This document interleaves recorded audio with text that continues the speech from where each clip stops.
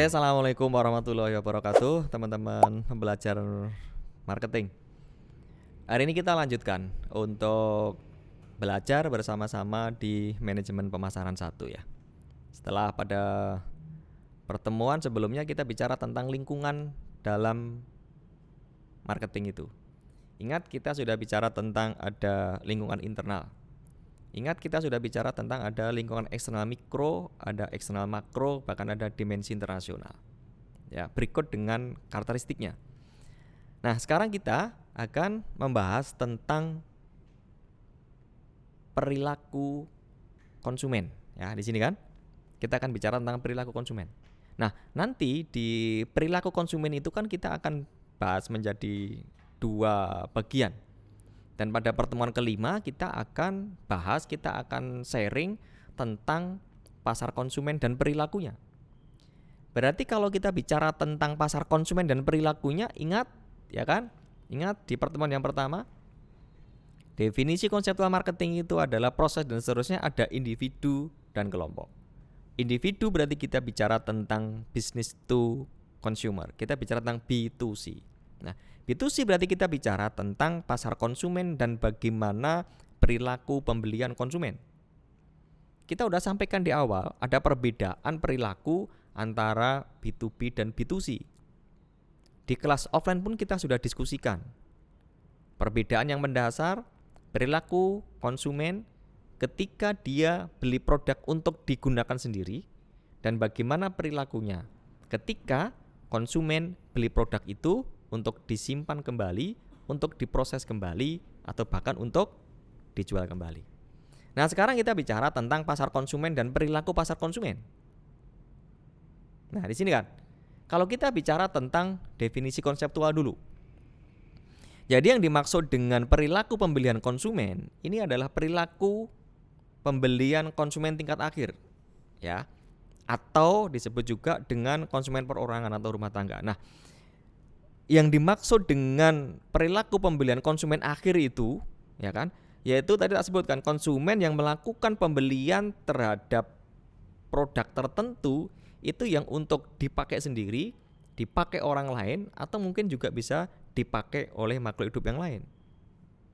Ya kan? Ini yang disebut dengan perilaku pembelian konsumen, ya kan?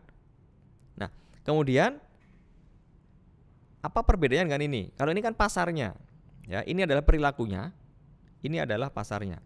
Pasar konsumen, ya, pasar konsumen ini adalah individu dan rumah tangga yang membeli atau mendapatkan barang atau jasa untuk dikonsumsi secara pribadi. Ini definisi konseptual antara pasar konsumen dan tadi sebelumnya adalah kita bicara tentang perilaku pembelian konsumen. Nah, teman-teman, ini gambaran ya, gambaran bagaimana pasar konsumen dan perilaku pembelian konsumen itu sendiri. Nah, karakteristik dari pasar konsumen, teman-teman bisa lihat yang pertama. Yang pertama adalah jumlah pembeli itu banyak. Nah, nanti langsung teman-teman bisa membandingkan. Kalau di sini adalah karakteristik dari pasar konsumen, langsung bandingkan. Anggap aja di samping ini masih ada 1 kolom lagi, ya, di samping ini yang isinya adalah karakteristik pasar produsen. Ya, kembali ke sini. Yang pertama adalah jumlah pembeli itu banyak.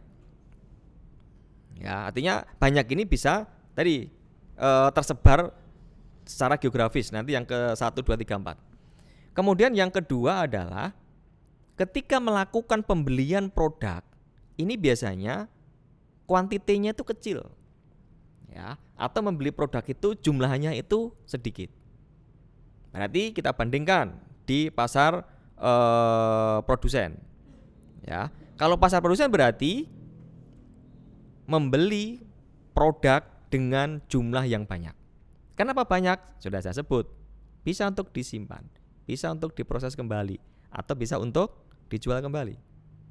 Nah, kemudian ketika memang jumlah pembelinya itu banyak, kemudian ketika memang yang dibeli itu kuantitinya itu kecil, maka dampaknya ke yang ketiga ini. Dampaknya adalah hubungan antara pelanggan dan produsen itu jauh. Ya, tak ulangi, hubungan antara pelanggan dan produsen jauh. Karena apa? Jumlah pelanggannya banyak, yang beli kan banyak. Sementara yang dibeli itu adalah kecil. Saya kasih ilustrasi aja. Kalau saya atau teman-teman mahasiswa nih, ya, belanja setiap bulan di salah satu pusat perbelanjaan atau minimarket di Solo.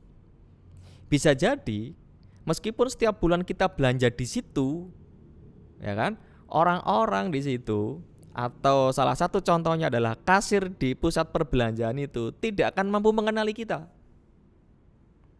Berarti di sini kan, berarti hubungan antara pelanggan, ya kan, pelanggan dan produsen itu jauh.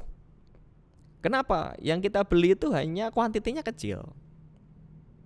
Ya, ini untuk retail. Beda lagi kalau kita belanja ke salah satu grosir misalkan. Ada toko grosir di Solo. Ya. Kemudian ketika kita di grosir itu kan hitungannya tidak bulan. Mungkin bisa seminggu sekali, mungkin bisa 3 hari sekali, atau bahkan setiap hari kita ke situ. Karena apa? Kita beli produk di situ itu tidak untuk kita pakai sendiri, tidak untuk kita konsumsi sendiri, tapi apa? Untuk kita jual kembali. Berarti kan secara frekuensi kita datang ke situ lebih sering, secara kuantitas, ya kan? Yang dibelinya juga banyak. Sehingga akan ada kedekatan, ya kan? Akan ada kedekatan hubungan antara pelanggan dengan produsen itu dekat. Karena tadi frekuensi dan kuantiti. Nah, kemudian yang keempat, pembeli tersebar secara geografis. Ya, pelanggannya pusat perbelanjaan, pelanggannya minimarket itu bisa dari manapun. Kalau di Solo ya mungkin tidak hanya orang Solo, mungkin bisa orang luar Solo. Bahkan orang luar kota itu mampir situ belanja biasa di sini kan. Nah, kemudian yang ke 1, 2, 3, 4, 5 nih. Biasanya permintaan itu bersifat elastis. Ingat sebaliknya kan. Ya, nanti yang sana berarti di karakteristik pasar produsen. Nah, permintaan bersifat elastis. Permintaan bersifat elastis itu kan salah satu cirinya bahwa konsumen itu kan peka harga misalnya. Peka harga. Ketika tingkat harga dinaikkan misalkan, ingat ya, ketika tingkat harga dinaikkan yang awalnya dari P menjadi P1. Ketika tingkat harga P, kuantiti pembelian kita itu adalah 50 unit. Tapi ketika harga dinaikkan menjadi P1 atau P2, itu kan akan mempengaruhi kuantiti permintaan produk kita. Ketika di tingkat P tadi 5, permintaannya 50, tapi ketika naikkan jadi P1, mungkin bisa turun jadi 80 atau bahkan 50. Nah, kenapa? Karena ya kan, dia akan menjatuhkan pilihan kepada produk yang lainnya. Permintaan bersifat elastis. Sementara kalau kita bicara pada perilaku pasar produsen kan, ketika hari ini harganya itu naik dari P menjadi P1, belum tentu dia akan turunkan kuantiti. Kenapa? Dia beli produk itu tidak untuk dipakai sendiri, tapi dia beli produk itu untuk diproses kembali. Contoh kalau saya punya perusahaan mebel lah, itu tidak akan mempengaruhi terhadap kuantiti bahan baku yang akan saya beli, meskipun harga itu naik, ya kan? Ketika memang hari ini harga kayu sebagai bahan baku furnitur saya misalkan, itu harganya murah, ya, saya tidak akan melakukan pembelian kuantiti yang banyak, selama memang tidak ada orang yang pesan ke perusahaan saya. Tapi ketika memang bahan bakunya kayu nih kan, kayu ini harganya mahal, tetapi permintaan banyak, oke lah ya, saya akan melakukan pembelian terhadap bahan baku kayu itu. Berarti kan di situ akan muncul namanya permintaan bersifat inelastis. Terus berikutnya nih. Nah, berikutnya karakteristik dari pasar konsumen itu adalah permintaan untuk dikonsumsi pribadi. Sudah kita bahas berkali-kali. Dan yang terakhir adalah motif pembeliannya itu biasanya bersifat emosional. Ya, ingat motif pembeliannya biasanya bersifat emosional. Salah satu contoh dari motif pembelian emosional itu kan pembelian yang mungkin tidak direncanakan sejak awal. Kita datang jalan-jalan ke pusat perbelanjaan yang awalnya dari rumah tidak akan melakukan pembelian untuk produk A, untuk lini produk B, tapi karena kita melihat barang itu desainnya menarik, kemasannya menarik, unik misalkan, atau yang alasan klasik misalkan, ketika ada diskon, ketika ada promo misalkan kan, kita jadi beli. Nah, berarti itu masuk ke dalam motif pembelian yang emosional.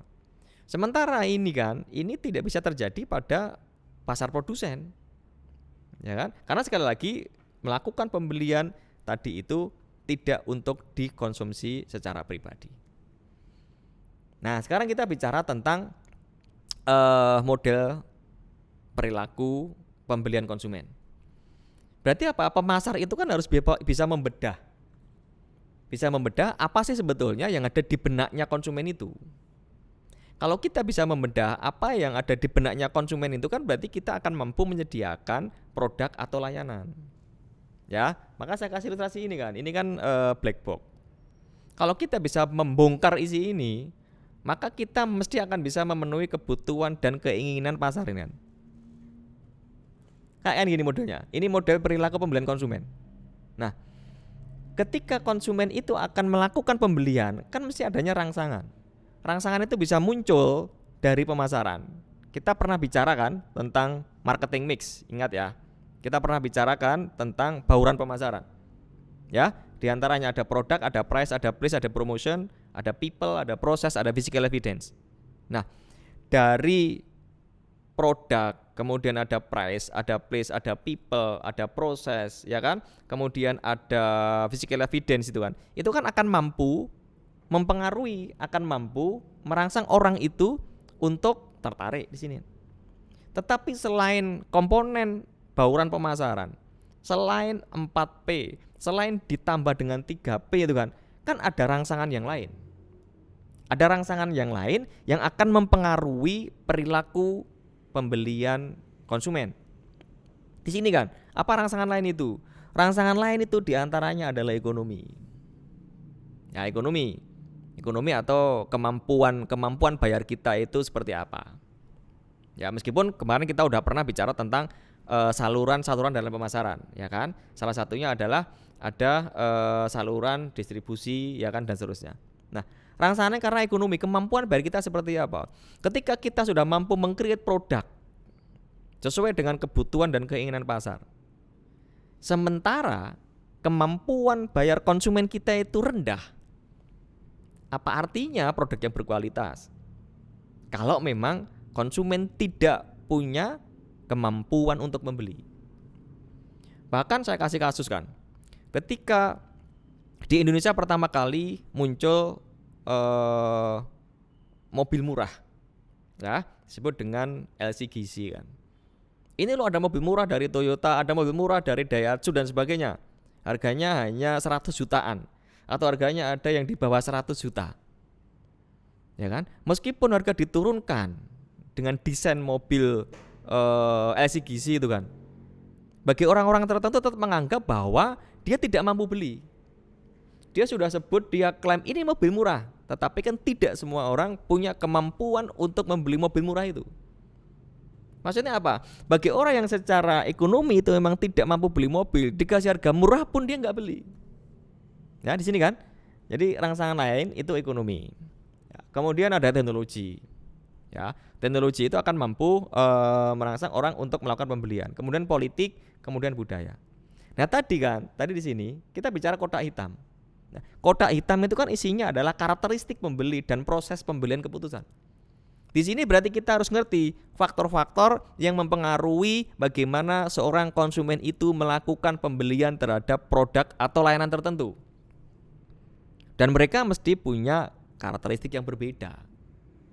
Karakteristik konsumen tidak bisa digeneralisasi, gak bisa. Ya kan? Nah, belum tentu produk yang bagus itu menjadi pertimbangan utama orang untuk membeli. Ada kan? Konsumen tertentu itu sengaja beli produk yang kualitasnya tidak bagus. Ya. Ada juga karakter seorang pembeli itu. Karakter pembeli ada harga yang mahal itu menjadi prioritas. Dia punya persepsi, ketika harga mahal diikuti dengan kualitas yang bagus. Ya. Tapi juga ada orang beli produk itu karena harganya yang murah dan sebagainya. Ya. Karena saluran distribusi juga ada. Kemudian karena promosinya juga ada. Orang beli produk tertentu, layanan tertentu itu karena memang promosi. Dari sekian elemen di promosi kita kenal dengan promotional mix. Apakah rangsangan itu muncul? Apakah keputusan pembelian muncul setelah konsumen itu melihat dari advertising kita, iklan kita? Apakah dari personal selling? Ataukah dari publisitas yang sudah kita bangun? Apakah dari direct marketing? Nah, berarti kan itu berada di kotak hitam. Ya, sekali lagi kotak hitam itu isinya adalah karakteristik pembeli dan proses keputusan pembelian. Nah, kemudian setelah itu kita bicara respon. Kita bicara respon pembeli. Apakah tadi kita tentukan pilihan produknya, ya kan? Sama-sama produknya, apakah pertimbangan itu adalah di pilihan merek? Apakah pilihannya karena penyalurnya siapa? Apakah karena waktu pembeliannya, ya kan? Waktu pembelian atau tempo. Oh, ini bayarnya bisa dicicil 3 kali misalkan. Oh, ini bisa diangsur selama 1 tahun misalkan. Oh, kalau orang itu mau jual rumah sekarang ada KPR misalkan, bisa dibayar selama 10 tahun, bahkan sekarang bisa 15 tahun misalkan. Nah, terkadang kan itu menjadi pertimbangan seorang pembeli. Kenapa dia beli rumah? Karena rumah itu bisa di KPR sampai dengan 15 tahun misalkan. Bahkan sekarang ada rumah subsidi misalkan. Kenapa orang itu mau beli rumah subsidi misalkan? Oh, karena rumah itu harganya murah, bisa diangsur lagi selesai. Nah, ini adalah model perilaku pembelian konsumen. Nah, ini hampir sama, ini penjelasan tadi. Nanti teman-teman bisa pelajari nih kan. Tadi saya jelaskan. Menurut model ini rangsangan pemasaran ada 4P kan? Atau juga karena yang lainnya, rangsangan yang lainnya, ekonomi, teknologi, politik dan seterusnya. Nah, ini ilustrasi sekarang. Ini adalah tahap-tahap proses keputusan pembelian pasar konsumen. Tahapan-tahapan yang dilalui oleh konsumen ketika akan melakukan pembelian terhadap produk di sini. Yang pertama kan adalah pengenalan kebutuhan. Ya. Kebutuhannya apa? Maka sejak awal saya sampaikan, pemasaran adalah untuk mengetahui want and need-nya, kebutuhannya apa. Setelah dia ngerti sebetulnya dia sekarang butuh apa, langkah berikutnya dia pencarian informasi terhadap produk yang mampu memenuhi kebutuhannya. Ya, saya ulangi, yang kedua adalah dia akan mencari informasi tentang produk, tentang layanan yang akan mampu memenuhi kebutuhannya. Meskipun kemarin kita sudah bedakan antara kebutuhan dan keinginan ya. Nah, terus setelah seseorang itu bisa mencari informasi terkait dengan produk yang akan mampu memenuhi kebutuhannya, dia akan melakukan evaluasi alternatif dari sekian informasi yang diperoleh. Karena kondisi sekarang itu, saya ulangi sekali lagi bahwa konsumen itu cenderung akan dimanjakan oleh produsen. Saya ulangi, konsumen akan cenderung dimanjakan oleh produsen. Kalau hari ini saya pengen produk A, kita bisa mendapatkan informasi tentang produk A itu dari banyak sumber, dari banyak orang. Kan nggak mungkin semua akan kita ambil.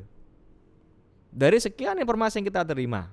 Contoh kalau saya mau beli mobil misalkan, mesti sudah ada ini informasi tentang mobil apa. Apakah mobil niaga atau mobil apa, merek apa, mobil dari negara mana, dari Korea, dari Jepang atau dari Cina misalkan kan. Kita kan berarti akan punya banyak informasi itu. Dari sekian itu kan kita evaluasi. Ya kan? Evaluasi. Mobil mana yang kira-kira lebih banyak mengantarkan value ke kita. Meskipun semua mobil itu akan mampu memenuhi kebutuhan kita. Karena mobil itu kan sebagai sarana transportasi. Tapi tidak semua mobil sebagai sarana transportasi itu akan mampu akan mampu memberikan kepuasan kepada kita.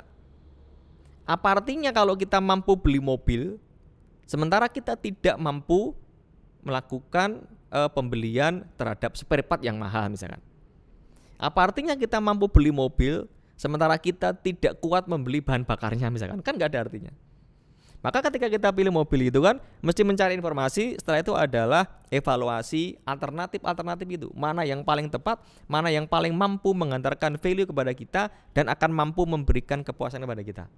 Akhirnya pada langkah yang berikutnya, tahap berikutnya adalah kita mengambil keputusan. Oh, saya tentukan beli mobil merek A dari sekian mobil itu.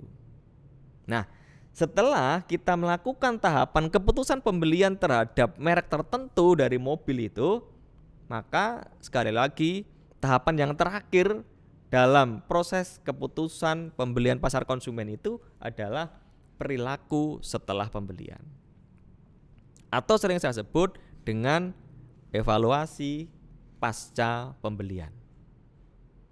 Setelah melakukan pembelian, konsumen mesti melakukan evaluasi.